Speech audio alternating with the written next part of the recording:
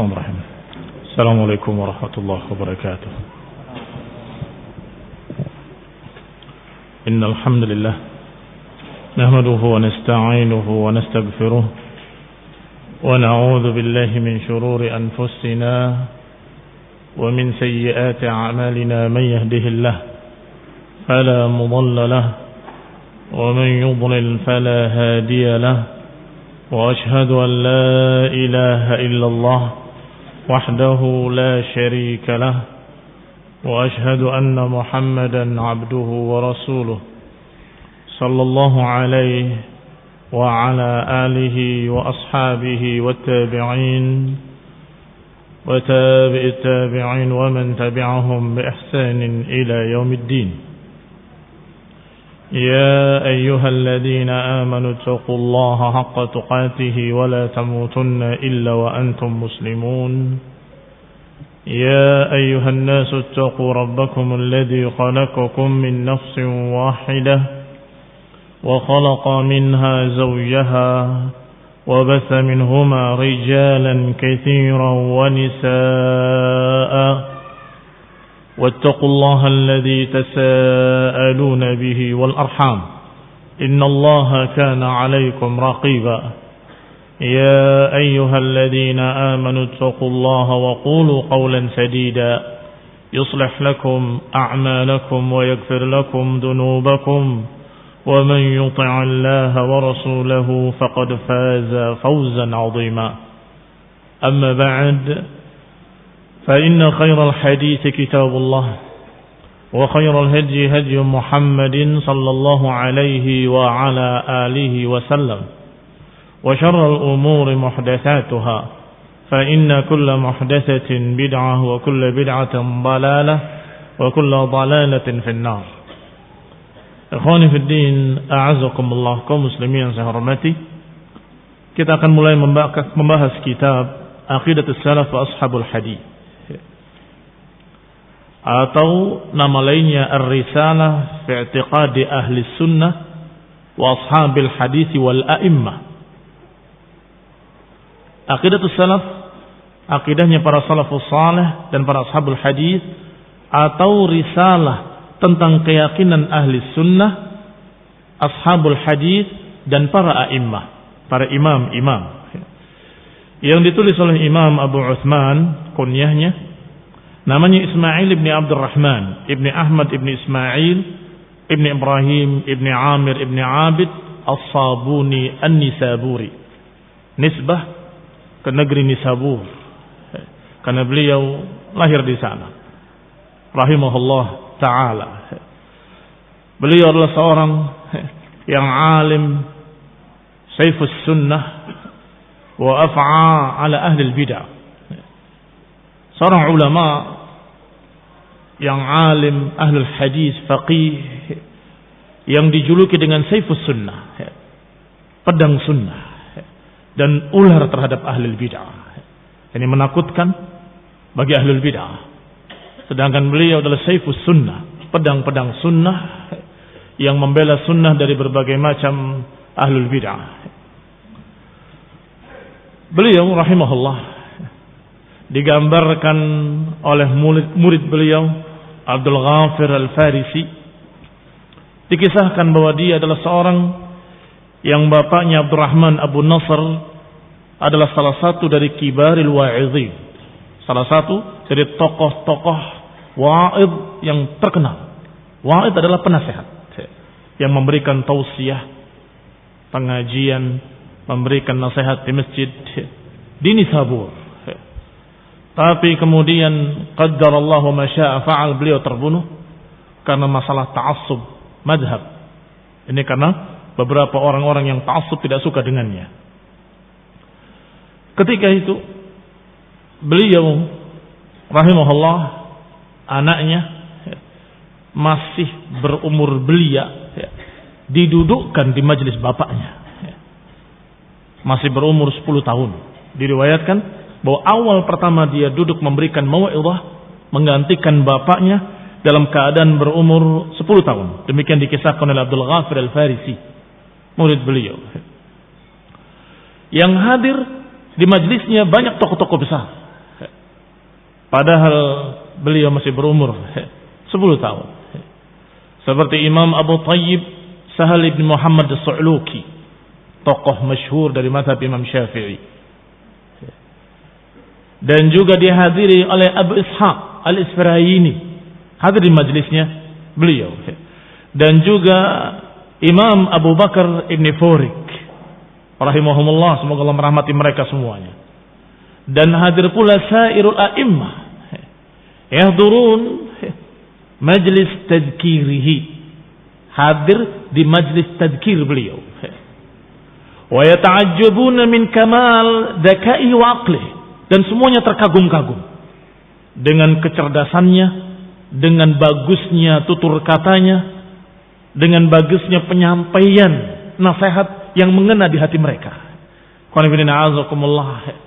Kadang demikian, orang itu bisa mendapatkan nasihat dengan kata-kata yang bagus, dengan kata-kata yang baik.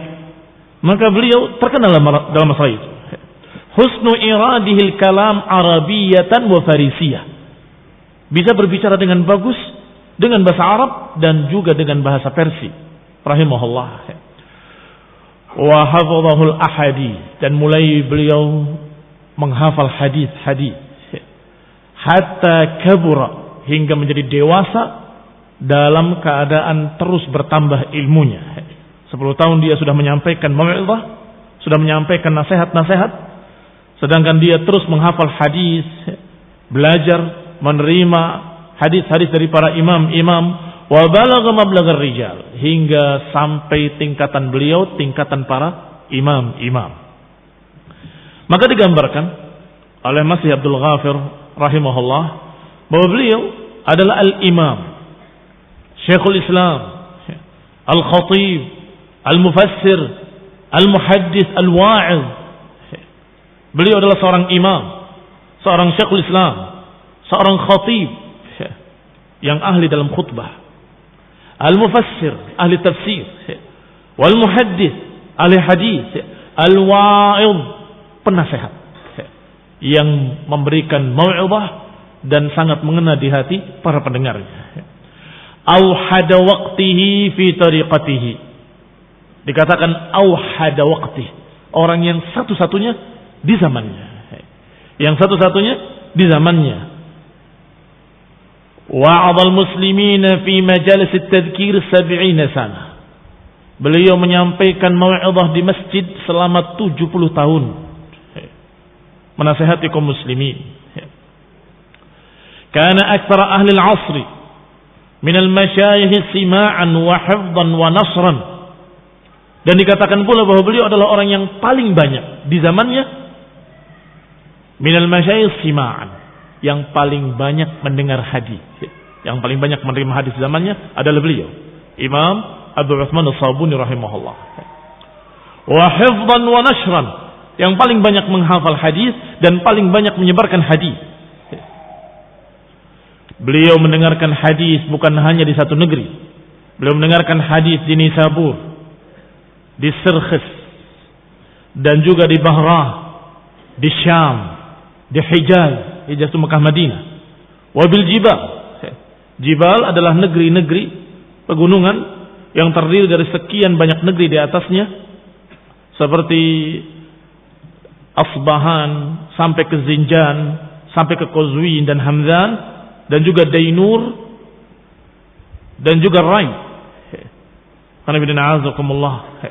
Kalau kalian ingat nisbah-nisbah para ulama, mesti kalian akan mendengarkan istilah Ar-Razi, itu dari Rai.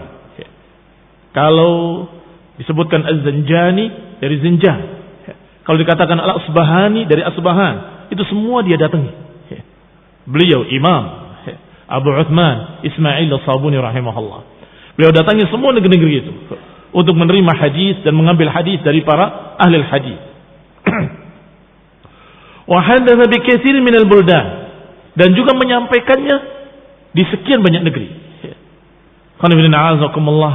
Demikian diriwayatkan tentang beliau.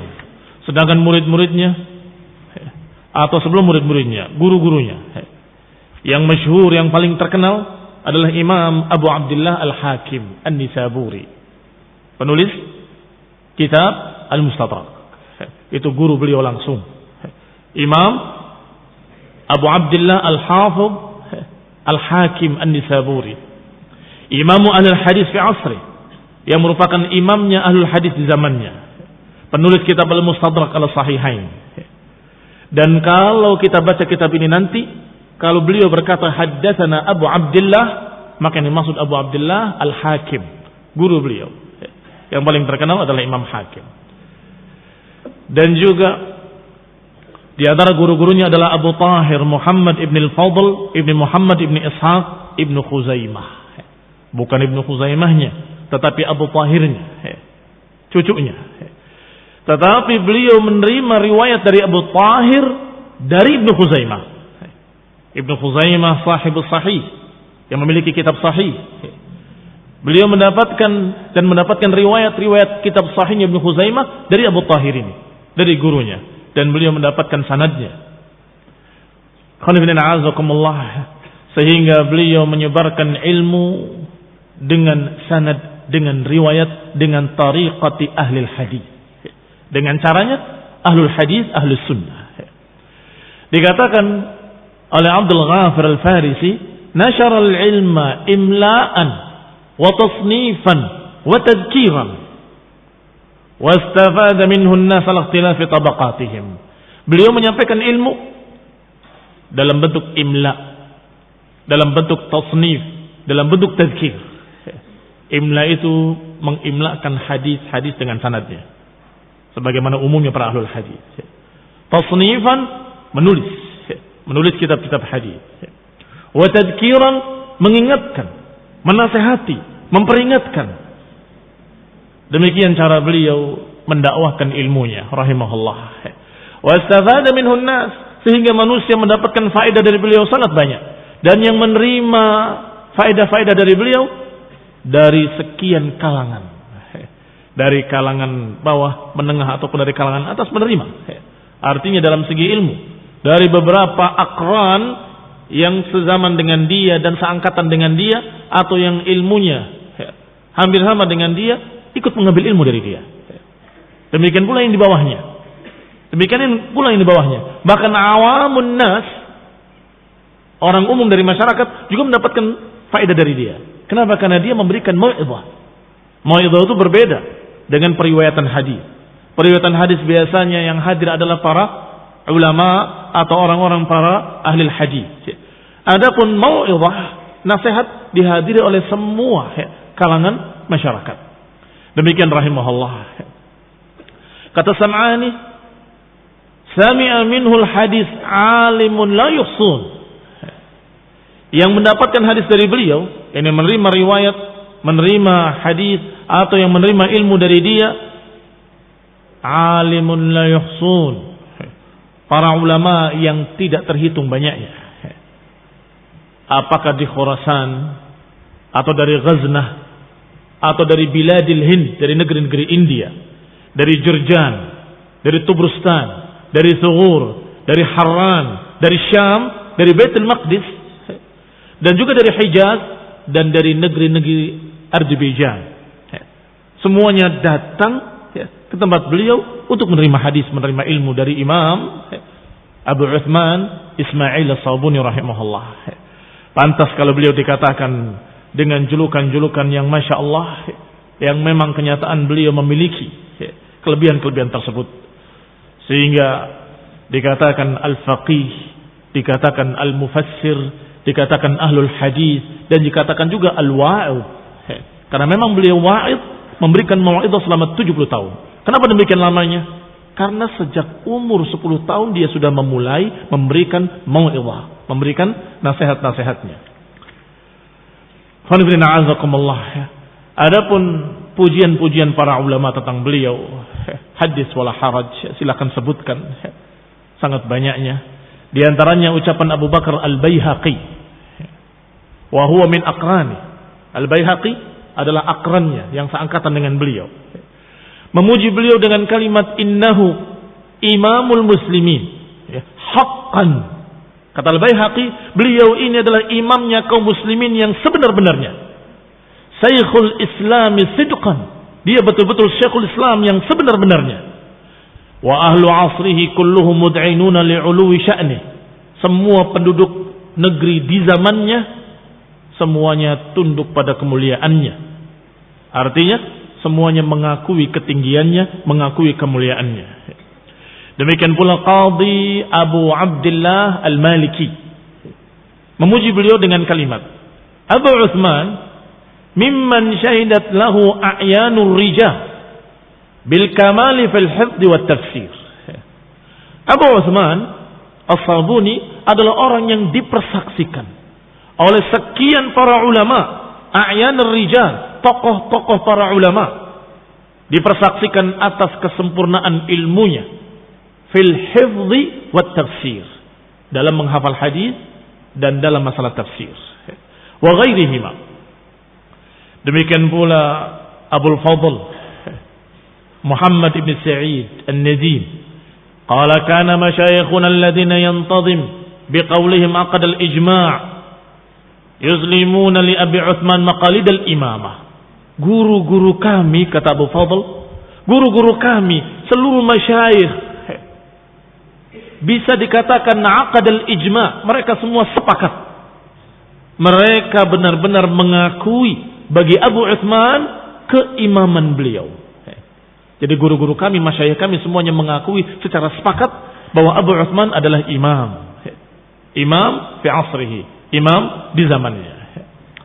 Demikian pula Muhammad Al-Amiri Al-Isfirayini yang tadi sudah kita sebutkan, salah satu dari muridnya adalah Al-Isfirayini Al-Faqih. Beliau berkata, kana an-nas yutliquna al-qawla fi majalisin nazar, bahwa manusia mengucapkan di majlis-majlis pembicaraan mereka, majlis-majlis diskusi mereka, mereka semua sering menyebutkan Abu Uthman la yudafa' fi kalamihi wa la yunaza' fi syai'in min khisalih. Abu Uthman enggak bisa dibantah ucapannya dan enggak bisa diperselisihi atau tidak bisa disalahkan ucapannya, karena tidak berbicara kecuali dengan hujjah. Sehingga sudah menjadi pembicaraan di kalangan para ulama. Kalau mereka berdiskusi, kalau mereka berbicara, mereka berkata, Abu Uthman la yudafa' kalamuh. Ucapannya enggak bisa ditolak, enggak bisa dibantah, karena sangat kokoh, didasari dengan hujjah-hujjah. Pernah beliau berkata sendiri bahwasanya aku tidaklah menyampaikan sebuah hadis kecuali aku punya sanadnya sampai kepada Rasulullah SAW. Artinya dia tidak menyampaikan hadis kecuali apa yang dia tahu sanadnya sampai kepada Rasulullah sallallahu alaihi wa ala alihi wasallam. Ini khairin a'azakumullah Abu Uthman As-Sabuni rahimahullah. Disebutkan di awal kitabnya sanad penulisan. Enggak apa-apa kita baca saja sardan dengan sepintas agar kita tahu bahwa kitab ini ditulis dengan sanad. Qala akhbarana al-muhaddis Tajuddin Muhammad ibn al-Hafidh Imaduddin Ismail ibn Muhammad ibn Bardas al-Ba'li dalam kitabnya. Hadatsana atau akhbarana Abu Abdullah Muhammad ibn Ismail ibn al-Khabbaz Syafahan. Akhbarana Ahmad ibn Abd al-Daim ijazatan in lam yakun sima'an. Amma'ana al-Hafidh Abdul Ghani ibn Abdul Wahid ibn Ali ibn Surur al-Maqdisi qala akhbarana al-Hiraqi sima'an.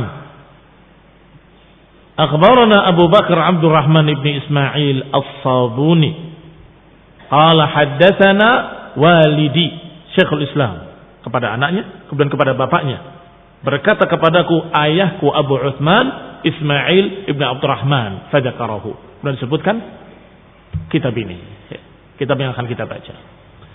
Yang kedua, sanadnya wa akhbarana Qadil Qudah Izzuddin Abdul Rahim ibn Muhammad ibn al-Furat al-Hanafi ijazatan wa musyafahatan. Akhbarana Mahmud ibn Khalifah ibn Muhammad ibn Khalaf al-Munji ijazatan. Akhbarana al-Jamal Abdul Rahman ibn Ahmad ibn Umar ibn Syakr bisanadihi. Qala alhamdulillah rabbil alamin. Baru ucapan Imam Abu Uthman Ismail As-Sabuni rahimahullah. Baru masuk kepada ucapan beliau rahimahullah ta'ala. Kita baca. Qala rahimahullah, alhamdulillahi rabbil alamin, wal aqibatu lil muttaqin, wa sallallahu ala Muhammadin wa alihi wa sahbihi ajma'in, amma ba'd. Fa inni lamma waradtu amidatu Bustan, aku ketika berjalan menuju Tubrustan. Kalau amid maknanya menyengaja menuju Tubrustan. Tetapi wallahu taala alam, bisa jadi kata muhaqqiq bahwa ini bukan amid tapi amil. Karena amil itu salah satu dari nama desa di Tubrustan. Maknanya fa inni lamma waradtu amila Tubrustan, ketika aku berangkat ke daerah Amil di Tubrustan. Wallahu taala a'lam. Dan juga bila di Jilan, dekat dengan Tubrustan, disebutkan negeri-negeri ini adalah negeri-negeri Masyriq. Kalau sekarang daerah Iran, daerah sekitar Iran di sana. Mutawajjihan ila Baitillahil Haram, dalam perjalanan menuju Baitillahil Haram, wa ziyarat qabri nabiyhi Muhammadin sallallahu alaihi wa ala alihi wasallam. Qanifidina azakumullah. Disebutkan di sini ziyarat qabri nabiyhi, dalam rangka ziarah kepada kuburan Nabi. Qanifidina azakumullah, di sini ada catatan bahwa para ulama terdahulu ketika berkata aku mendatangi atau ingin berziarah ke kubur Nabi di Madinah, maknanya bukan itu niat utamanya, tetapi ingin ke Madinah karena kemuliaan Madinah. Seorang alim yang masyhur, yang sudah kita sebutkan keutamaan ilmunya dan keimamahannya, tidak mungkin dia tidak tahu tentang keutamaan negeri Madinah. Negeri Madinah yang memiliki sekian keutamaan. Dan juga tidak mungkin tidak tahu hadis la yusaddur rihal illa ila salasati masajid. Tidak dibolehkan mengadakan perjalanan menuju sesuatu kecuali ketiga masjid. Masjidil Haram, Masjidku ini kata Nabi, dan Masjid Aqsa. Sehingga mereka biasa menyatakan aku ingin ke Madinah dengan kalimat ziarah kubur Nabi. Tetapi itu taba'an, bukan yang utama. Artinya ingin menuju Madinah dan kemudian ziarah kubur Nabi. Kenapa harus dipahami demikian?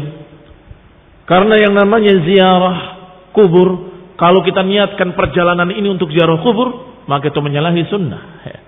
Menyalahi sunnah Nabi yang menyatakan la tushaddur rihal illa salasati masajid. Enggak boleh diadakan perjalanan kecuali ketiga masjid.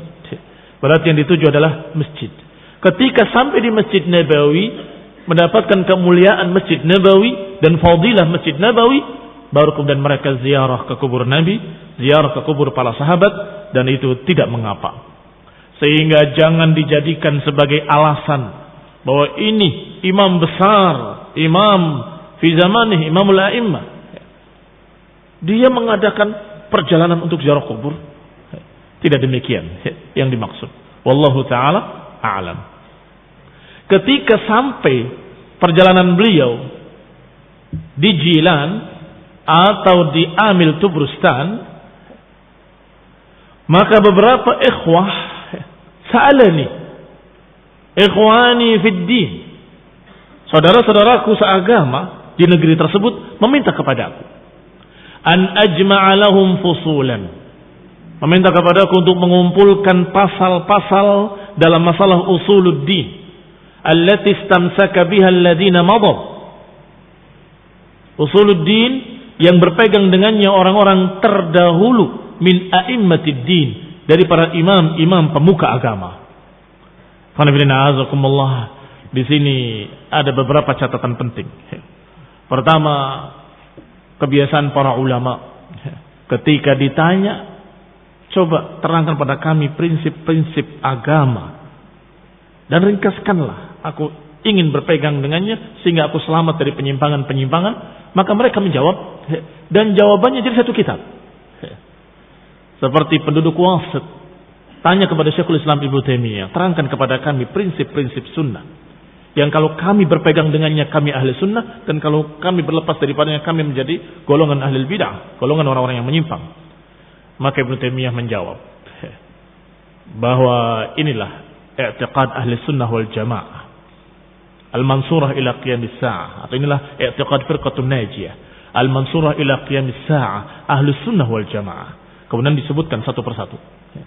Maka kitabnya dijuluki dengan kitab Aqidah Al-Wasithiyah sebagai jawaban terhadap penduduk Wasit. Demikian pula ketika ditanya oleh penduduk dari negeri Hamawi atau Hamu, Ham'ah nama negerinya. Maka ketika dijawab oleh Syekhul Islam, jawabannya menjadi kitab Aqidah Al-Hamawiyah. Sesungguhnya itu nama negeri orang-orang yang meminta kepadanya diringkaskan prinsip-prinsip akidah.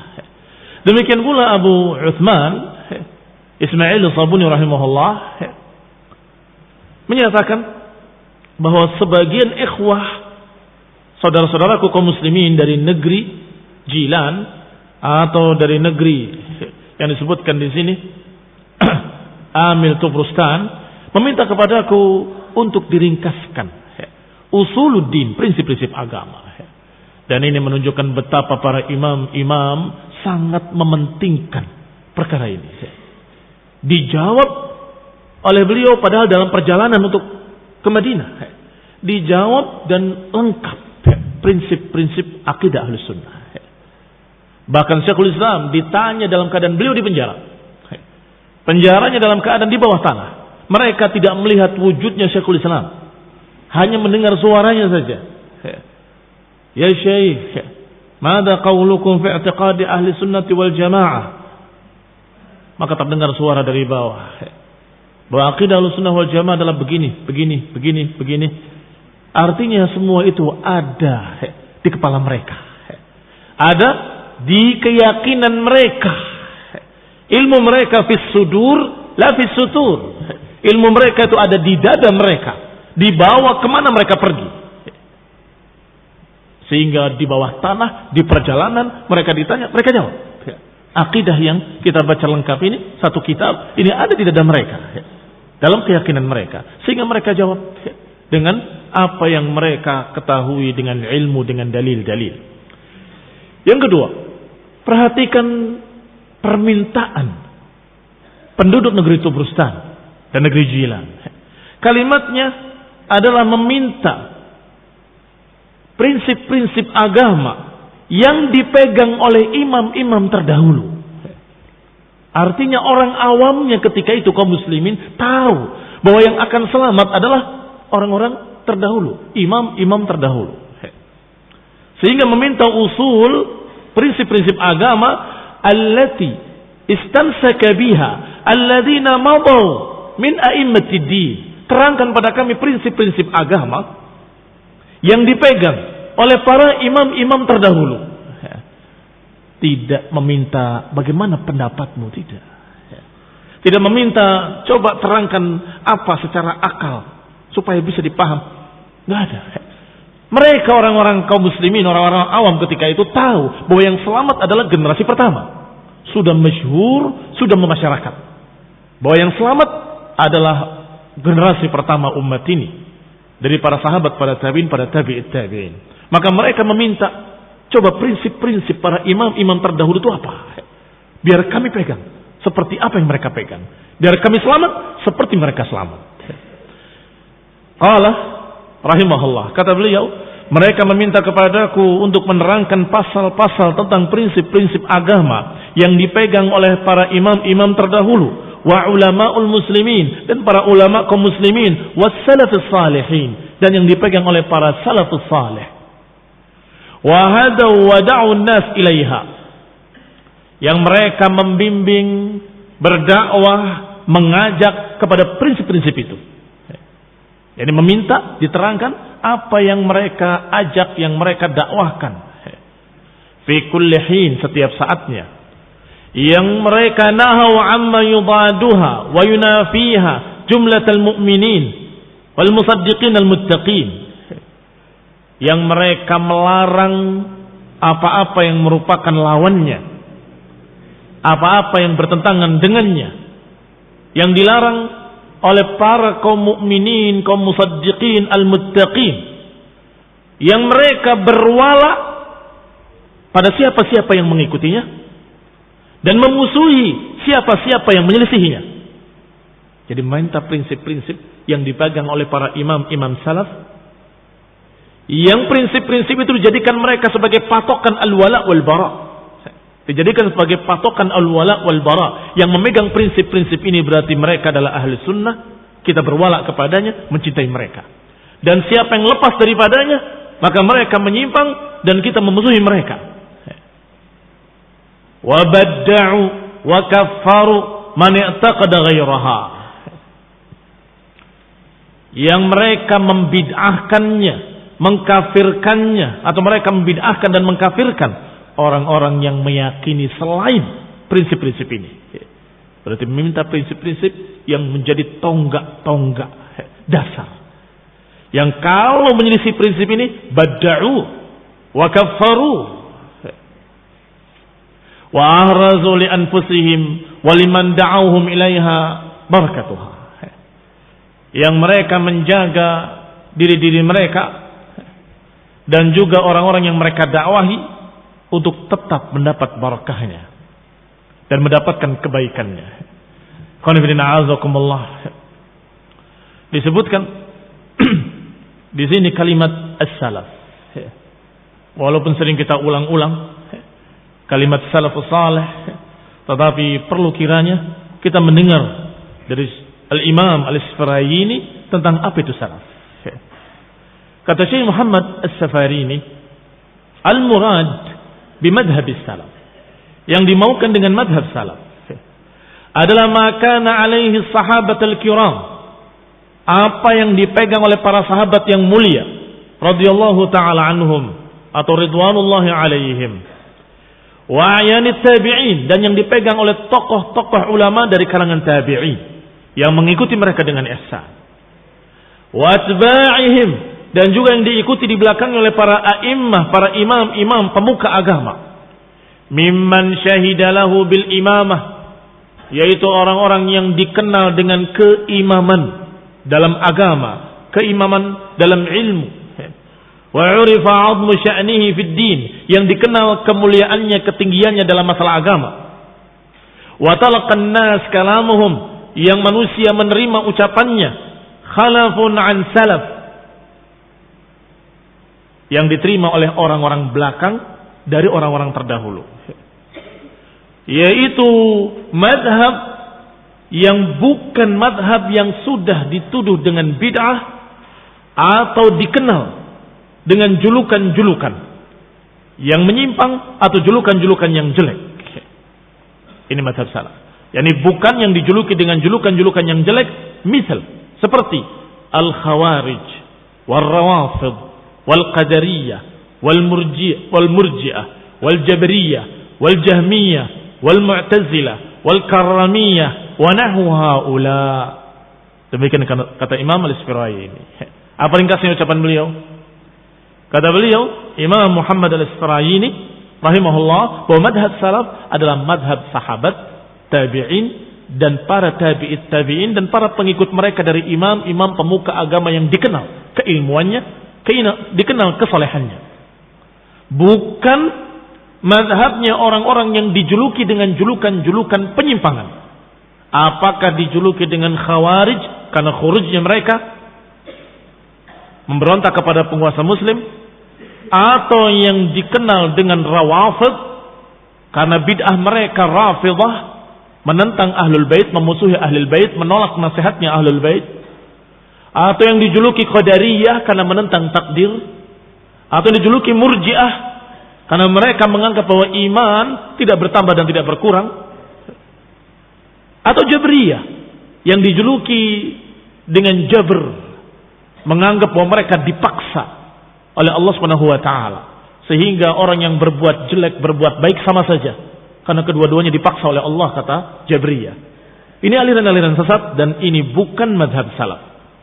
Demikian pula Jahmiyah yang dijuluki dengan tokohnya, pencetusnya yang bernama Jahm bin Safwan. Dan bukan pula Karramiyah yang juga diambil dari tokohnya Al-Karram. Wa nahu haula, dan yang semacam mereka. Berarti kalau sudah dijuluki dengan julukan-julukan tersebut, itu bukan madhab salaf. Kembali kepada matan. Qala rahimahullah, berkata rahimahullah, wa afdau ila ma qaddamuhu min thawabi i'tiqadihim laha.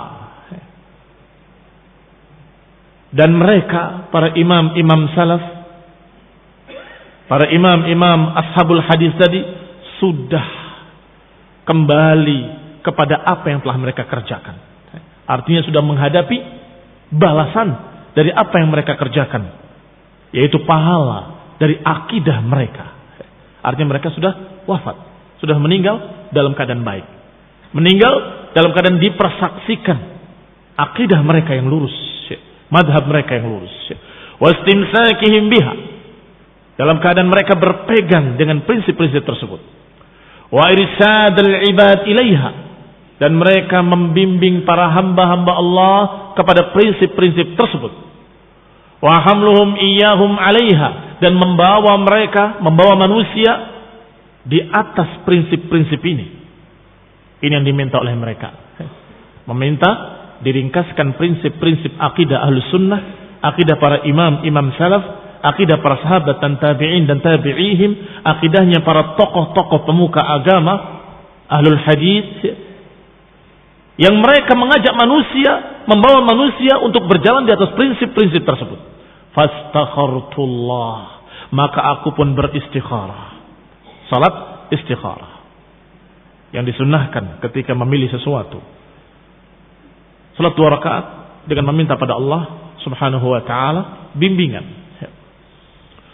Wa athbattu fi hadzal juz' ma tayassara minha, maka aku tetapkan di juz' ini, di kitab ini, apa yang mudah daripadanya, ala sabilil ikhtisar, yang mudah secara ringkas, raja'a an yantafi' bihi ulul albab wal absar, dengan harapan orang-orang ulul albab, pemilik lub, yang memiliki pandangan dan hati, bisa mengambil faedah, bisa mengambil manfaat.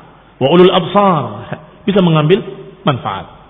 Wallahu subhanahu yuhaqqiq adh-dhann, dan Allah Subhanahu wa taala akan mewujudkan prasangka hambanya. Karena Allah dalam hadis qudsi dikatakan, ala dhanni 'abdi, aku mengikut prasangka hambaku. Artinya siapa yang berprasangka baik pada Allah, Allah akan berikan kebaikan. Dan siapa yang berprasangka buruk pada Allah, Allah akan berikan keburukan. Ini mana ucapan beliau, wallahu subhanahu wa ta'ala yuhaqqiq adh-dhann, Allah akan mewujudkan prasangka hambanya kepadanya. Wa yuzzil alaina al-manna bit-taufiq, dan Allah Subhanahu wa taala akan memberikan sebanyak-banyaknya pemberian kepada kita dan taufik. Wal istiqamah, dan berikan istiqamah ala sabilir rusd wal haqq bimannihi wa fadlihi. Qultu wabillahi taufiq, maka saya katakan wabillahi taufiq. Ashabul hadis hafizallahu ta'ala ahyahum wa rahima amwatahum, yashhaduna lillahi ta'ala bil wahdaniyah. Kata beliau, dimulai dengan prinsip pertama, yaitu prinsip tauhid. Qultu wabillahi taufiq, aku katakan dan dengan Allah lah taufik, bahwa ashabul hadis, semoga Allah memelihara mereka yang masih hidup, dan semoga Allah merahmati yang telah wafat. Karena ashabul hadis di zamannya banyak yang masih hidup, dan juga lebih banyak lagi yang telah wafat. Maka beliau doakan kedua-duanya, bahwa semua para ashabul hadis, semoga Allah menjaga yang masih hidup, dan semoga Allah merahmati yang telah wafat. Mereka semuanya mempersaksikan untuk Allah Subhanahu wa taala dengan keesaan. Walir rasuli birrisalah, dan mempersaksikan untuk Rasul dengan risalah, kerasulan. Wan nubuwah, dengan kenabian. Qul inna a'udzubikumullah. Di sini ada beberapa perkara yang perlu dijelaskan. Yang pertama, ucapan beliau ashabul hadis. Tadi yang kita terangkan ucapan Al-Isfaraini tentang madhabus salaf. Sedangkan ashabul hadis manhum? Siapa ashabul hadis? Ashabul hadis humul mutamassikuna bi kitabillah. Ashabul hadis adalah orang-orang yang berpegang dengan kitabullah dan mengikuti sunnah nabinya Nabi Muhammad sallallahu alaihi wa ala alihi wasallam.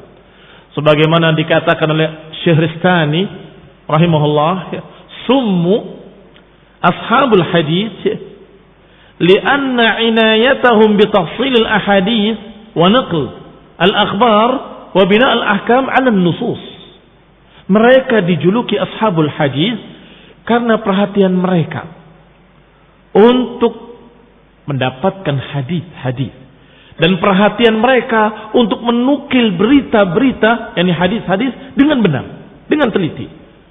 Dan binaul ahkami 'ala nusus, dan membangun hukum-hukum syariat di atas nas-nas tadi. Ini keistimewaan mereka. Dijuluki ashabul hadis karena mereka meneliti hadis, mencari hadis, dan sangat mementingkan riwayat-riwayat hadis, dan kemudian membangun di atasnya, membangun di atas nas-nas tadi ahkam syariah. Jangan salah satunya. Kalau salah satunya belum dikatakan ashabul hadis. Orang memperhatikan hadis, mempelajari sampai hafal, masya Allah, tapi tidak membangun ahkam di atasnya. Artinya bighairi amal, maka dia tidak dikatakan ashabul hadis. Apalagi sebaliknya, orang yang beramal dengan ahkam, tapi tidak didasari dengan nusus, tidak didasari dengan dalil-dalil, dengan riwayat-riwayat yang sahih, mereka juga tidak dikatakan ashabul hadis. Berarti ashabul hadis memiliki dua, ilman wa amalan. Ilmunya tentang hadis dan pengamalan hadis. Berarti mereka mengetahui ilmunya riwayatan wa dirayatan. Mereka tahu ilmunya dari dua sisi, riwayatan wa dirayatan. Riwayat itu artinya sanadnya, sahih dhaifnya, rawi-rawinya dan seterusnya, mereka tahu dan mereka teliti. Demikian pula dirayatan, dirayahnya, makna yang terkandung dalam lafaz hadisnya, apa istinbat hukumnya, apa faedah-faedah hadisnya, apa yang harus diambil dari hadis tersebut, fawaid-fawaidnya. Ini ilmunya mencakup riwayatan wa dirayatan. Dan juga menerapkannya ketika membangun hukum di atas nas-nas tersebut. Wala yarji'una ilal qiyasil jali wal khafi. Maka para ashabul hadis tidak memakai kias-kias, apakah kias jali atau kias khafi, kias yang jelas atau kias yang samar. Kalau ada hadis, perhatikan, tidak memakai kias-kias kalau ada riwayat hadis. Maka seperti kata Imam Syafi'i, dan beliau salah satu dari ashabul hadis, Imam Syafi'i menyatakan la yusaru ilal qiyas, tidak kita pakai kias kalau ada nas, ma'wujud an-nas. Kalau ada nas dari ayat atau hadis, maka qiyas tidak berlaku. Apa qiyas? Analogi. Kalau ini mirip dengan itu, maka kita samakan dengan itu. Ini mirip dengan yang ini, kita samakan dengan yang ini. Kias-kias seperti ini la yusaru ilaiha illa lidarurah, kata Imam Syafi'i. Tidak memakai kias kecuali ketika darurat, tidak mendapatkan nas-nas la minal Quran wala minal sunnah, maka dicari perkara yang mirip kemudian dikiaskan. Mencari perkara yang mirip kemudian dikiaskan. Demikian para ashabul hadis. Mereka tidak memakai qiyas al-jali ataupun khafi kalau selama ada nas, ada dalil, ada riwayat-riwayat. Demikian dikatakan oleh Syehristani rahimahullah. Ma wajadu khabaran aw atharan, selama mereka mendapatkan berita atau athar. Demikian dinukil dari kitab Milal wan Nihal. Dan ini cukup jelas siapa ashabul hadis. La bas, sebagai muqaddimah Ada tambahan dari Syekhul Islam Ibnu Taimiyah rahimahullah.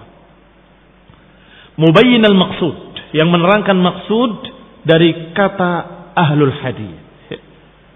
Kata beliau, nahnu la na'ni bi ahli al-hadis al-muqtasirin ala sima'ihi aw kitabatihi aw riwayatihi. Kami tidak memaksudkan dengan kalimat ahlul hadis pada orang-orang yang khusus pada bidang mendengar riwayat, mencatat riwayat atau menyampaikan riwayat. Tidak hanya itu. Bahkan kullu man kana haqqu bihifdhihi, bahkan semua yang sangat pantas dalam menghafalnya, mengenalinya, memahaminya secara zahir dan batin, secara lahir dan batin, dan mengikutinya secara lahir dan batin, maka itu semua kami sebut ashabul hadis, kami sebut ahlul hadis. Perhatikan. Berarti tidak khusus orang yang bergelut dalam bidang itu saja, tetapi semua yang mempelajari hadis dan menerapkannya pada dirinya, maka dia adalah ashabul hadis atau ahlul hadis. Dengan demikian, berarti ahlul hadis sama dengan istilah ahlus sunnah. Semua orang yang berpegang dengan sunnah, mempelajari sunnah, menerapkannya, maka mereka ahlus sunnah. Demikian pula ahlul hadis, semua yang mempelajari hadis menerapkannya, maka mereka adalah ashabul hadis. Qala musyiran ila syai'in min fadlihim. Syekhul Islam Ibnu Taimiyah rahimahullah berbicara tentang keutamaan para ashabul hadis. Qala rahimahullah, wa adna khaslatin fiha ula mahabbatul Quran wal hadis. Standar yang paling ringannya dari mereka para ahlul hadis adalah cinta kepada Quran wa sunnah. Cinta kepada Quran dan sunnah, dan senang untuk mengkaji ayat-ayat dan hadis-hadis. Ini paling sedikit. Masih ada syarat-syarat lain, tapi syarat itu adalah paling sedikit. Kalau itu saja tidak punya, bagaimana akan dikatakan ashabul hadis? Bagaimana akan dikatakan ahlul hadis? Adna khaslatin fi haula, serendah-rendah sifat mereka atau ciri-ciri mereka adalah mereka mencintai Quran dan hadis, dan mereka senang untuk membahas keduanya, membahas makna-maknanya, maksud yang terkandung di dalamnya, dan kemudian mereka amiluhu, kemudian mereka mengamalkannya, menerapkannya pada dirinya, zahiran wa batinan, secara lahir dan batin. Fa fuqahaul hadits akhbar bir rasul, maka orang-orang yang seperti ini yang dijuluki fuqaha'il hadis, maksudnya ahli fiqih yang ahlul hadis. Kalau ahli fiqih tidak ahlul hadis, walaupun sungguhnya nggak bisa dikatakan ahli fiqih kalau tidak ahlul hadis. Kalau misalnya ada orang yang ahli dalam bidang fiqih, tetapi tidak ahli dalam bidang hadis, apa kata Syekh Al-Albani? Mereka sudah memperinci dengan usul fikih, dengan qawaid fiqhiyah, bahwa kalau begini berarti begini, ini berarti istimbatnya begini. Ternyata hadisnya dhaif. Pembahasan tadi semuanya gugur. Iya kan? Semuanya gugur. Maka kata beliau, kata Syekh Al-Albani, uthbutul arsh thumma nqush. Mantapkan dulu kursinya, baru diukir. Artinya bagaimana kamu membahas panjang lebar, fihi fawaid, memiliki faedah-faedah, wastunbitu min hadzal hadis, dan diistimbat dari hadis ini berarti kesimpulannya begini, ternyata hadisnya dhaif. Gugur semuanya. Maka kata para ahlul hadis, mantapkan dulu kursinya, baru diukir, baru dibentuk, baru dipelajari. Apa maknanya? Maknanya pastikan dulu hadis itu sahih. Secara riwayatan, secara ilmu hadis. Setelah terbukti dengan ilmu hadis bahwa hadis itu sahih, baru kemudian dibahas fawaidnya, dibahas istinbat hukumnya, dibahas kesimpulan hukumnya, dibahas fikihnya, qawaid-qawaidnya, dan seterusnya. Maka ahli fikih, kalau ahli hadis, lebih faqih daripada yang tidak. Demikian pula ahli tafsir, dia menggeluti bidang tafsir. Kalau tidak ahli hadis, bagaimana akan menafsirkan? Padahal kata Imam Al-Hafidh Ibnu Katsir rahimahullah, man fassara bi ra'yihi faqad akhta walau asab. Beliau sebutkan riwayatnya di awal muqaddimah tafsirnya. Man fassara bi ra'yihi faqad akhta walau asab. Siapa yang menafsirkan dengan ra'yunya, maka dia telah salah walaupun kebetulan benar. Caranya sudah salah. Begitu baca ayat, oh ini sepertinya maksudnya ke sana ini sepertinya maksudnya ke sini. Tanpa riwayat, tanpa azhar, dengan ra'yunya sendiri. Faqad akhta, dia telah salah. Walau asab, walaupun kebetulan tepat. Kebetulan tepat dengan akalnya dia, ini sepertinya ke sini dan pas, tetap kamu salah. Loh, kan tapi benar. Hasilnya kan benar, walaupun hasilnya benar, caranya sudah salah. Berarti bagaimana Ibnu Katsir rahimahullah? Kata Ibnu Katsir rahimahullah, yang namanya tafsir adalah tafsir bil athar. Pertama tafsir Quran bil Quran, menafsirkan Quran dengan ayat lain. Maliki yaumiddin. Apa tuh yaumuddin? Baca ayat. Wa ma adraka ma yaumuddin. Baik, dibahas ayat lain. Tahukah kamu apa itu yaumuddin? Disebutkan setelahnya tentang hari kiamat oleh Allah Taala. Ayat ini dijawab dengan ayat itu. Ini jelas. Yang kedua, tafsir Quran ditafsirkan dengan sunnah. Disinilah yang sedang kita bahas. Kalau menafsirkan dengan riwayat qala Rasulullah dan riwayat dhaif, bagaimana tafsirnya? Akan salah. Atau riwayat yang wahiyah, riwayat yang enggak jelas, atau bahkan riwayat-riwayat yang makdzubah, yang maudhu'ah, maka tafsirnya akan salah, akan menyimpang. Berarti menafsirkan bidang tafsir harus dengan ilmu hadis. Bidang fikih harus dengan ilmu hadis. Bidang apa lagi? Semua harus dengan ilmu hadis. Demikian yang dimaksudkan oleh Syekhul Islam Ibnu Taimiyah rahimahullah. Hanya saja di sini beliau mengucapkan dengan bahasa yang saya khawatir disalahpahami. Para ahli fikih yang ahli hadis, maka mereka lebih ahli dalam fikih. Para ahli tafsir yang ahli hadis, maka mereka lebih ahli dalam bidang tafsir. Dan ahli tasawuf yang ahli hadis, maka lebih ahli dalam bidang tasawuf. Apa itu maknanya? Jangan disalahpahami. Tasawuf ketika awal pertama penyebutan, ini para mutaqaddimin dari para ulama, itu adalah apa yang dijalani oleh para zuhad, ahli zuhud, yang mereka memperhatikan akhlak dan zuhud. Baik, kalau mereka memperhatikan akhlak dan zuhudnya dengan ilmu hadis, akan benar. Zuhudnya zuhud yang sunnah, akhlaknya akhlak yang syariah, iya kan? Tetapi belakangan, karena mereka memperhatikan zuhud, akhlak, hati, tetapi tidak ahli hadis, maka mereka hanya dengan perasaannya saja, dengan ra'yinya saja. Apa jadinya? Sufi-sufi belakangan, balun, mudil, mereka sesat dan menyesatkan. Tetapi tokoh-tokoh sufi yang pertama siapa? Fudail ibn Iyad, alimun ahli sunnah. Ibnu Mubarak ahli sunnah. Siapa lagi? Imam.